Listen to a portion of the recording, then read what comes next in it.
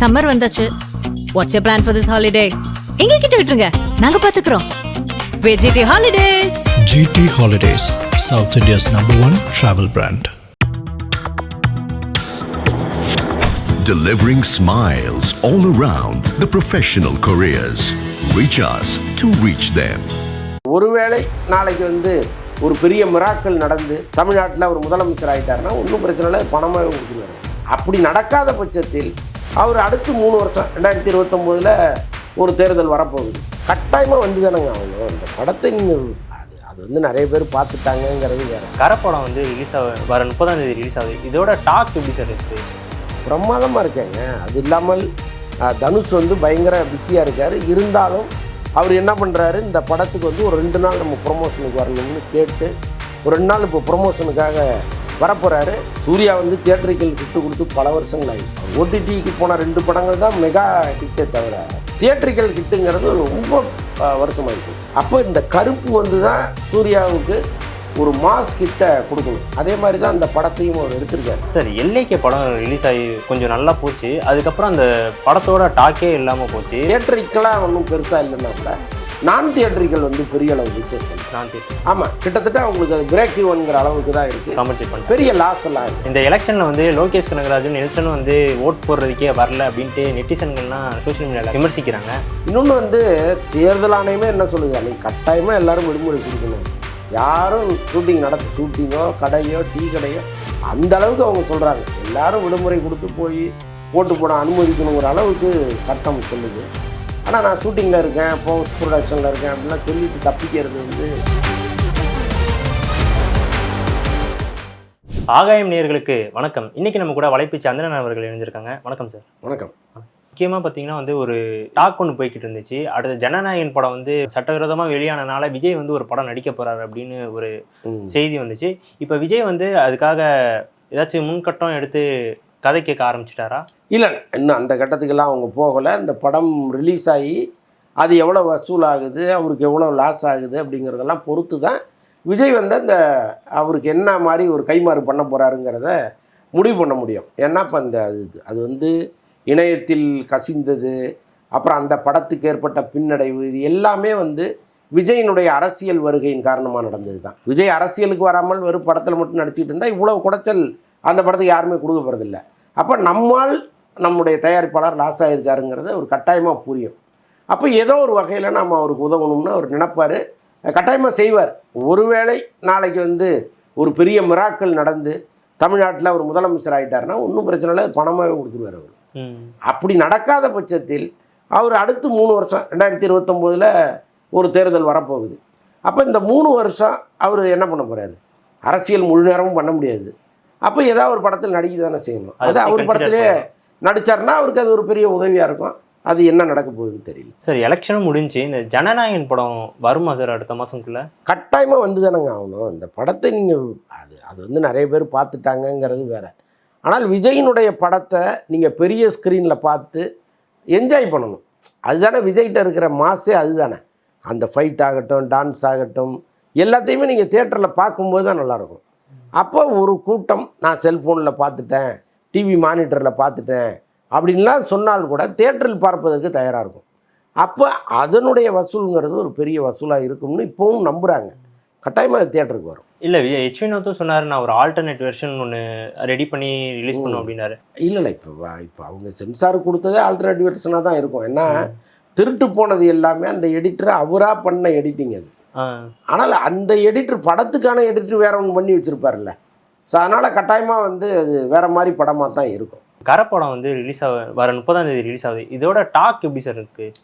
பிரமாதமாக இருக்கேங்க. அது இல்லாமல் தனுஷ் பயங்கர பிஸியாக இருக்கார். இருந்தாலும் அவர் என்ன பண்ணுறாரு, இந்த படத்துக்கு ஒரு 2 நாள் நம்ம ப்ரொமோஷனுக்கு வரணும்னு கேட்டு ஒரு 2 நாள் இப்போ ப்ரொமோஷனுக்காக வரப்போகிறாரு.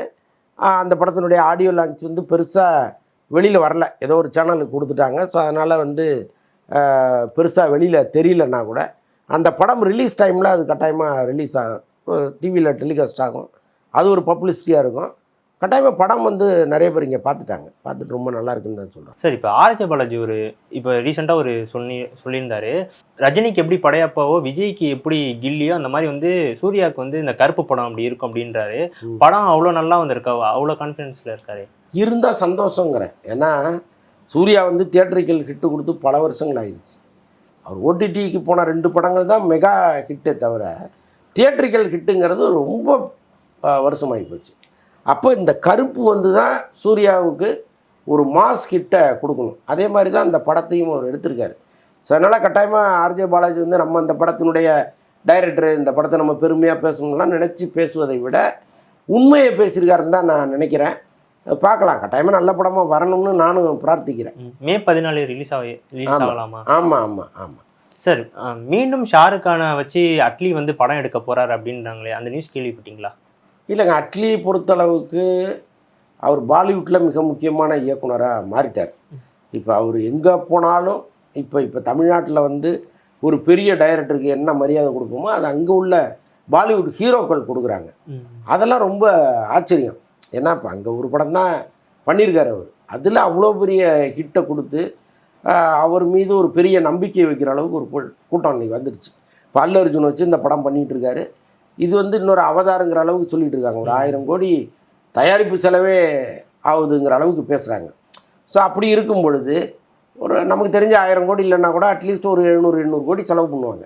Sun Pictures. ஆமாம், சன் பிக்சர்ஸு.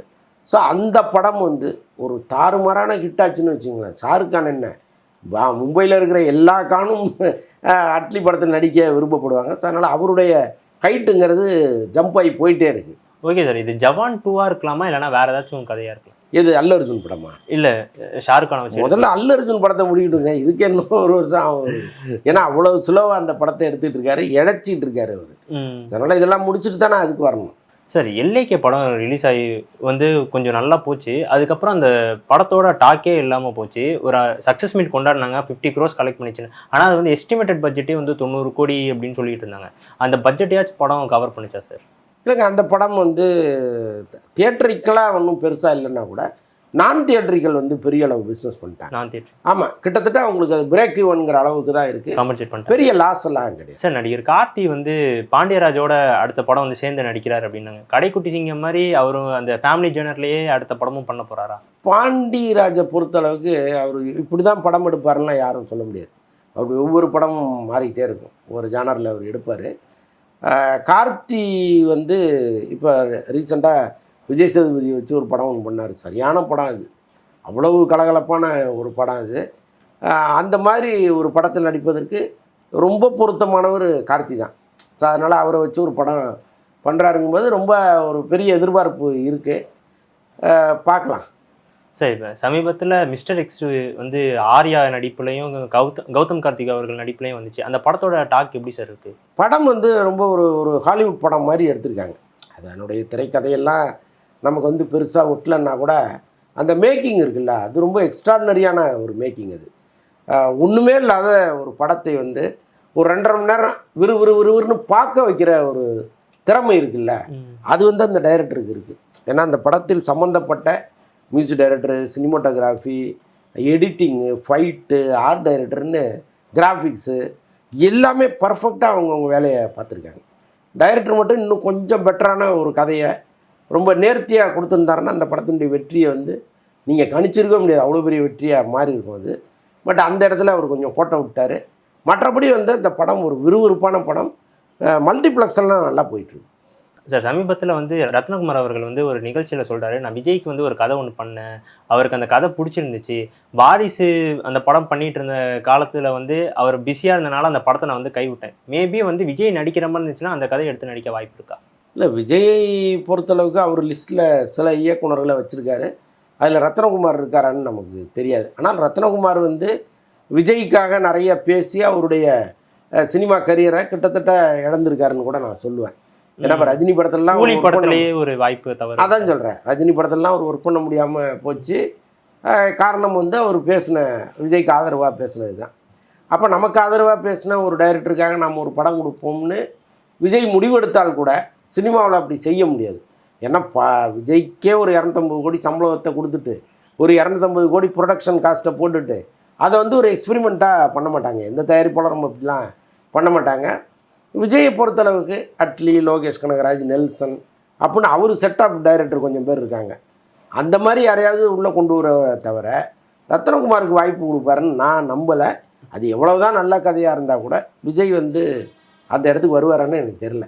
நிறைய பேர் சோஷியல் மீடியாவில் அவர் வந்து நடித்தா லியோ 2 தான் நடிக்கணும் அப்படின்றாங்களே, இது எப்படி பார்க்குறீங்க சார்? லியோ வந்து பெருசாக நிறைய குறைகள் இருக்குங்க அந்த படத்தில்.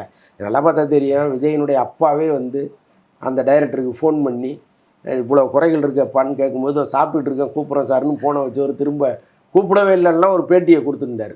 அது நம்மளை பார்க்குற நமக்கே வந்து அதில் எவ்வளவு குறைகள் இருந்ததுன்னு தெரியும். இன்டர்வலுக்கு முன்னாடி ஓரளவுக்கு சரியாக இருந்து இன்டர்வலுக்கு பிறகு அது வேறு மாதிரி படமாக ஆயிடுச்சு. ஏதோ விஜய்ங்கிற ஒரு பேரை வச்சு அந்த படம் ஓடிடுச்சு.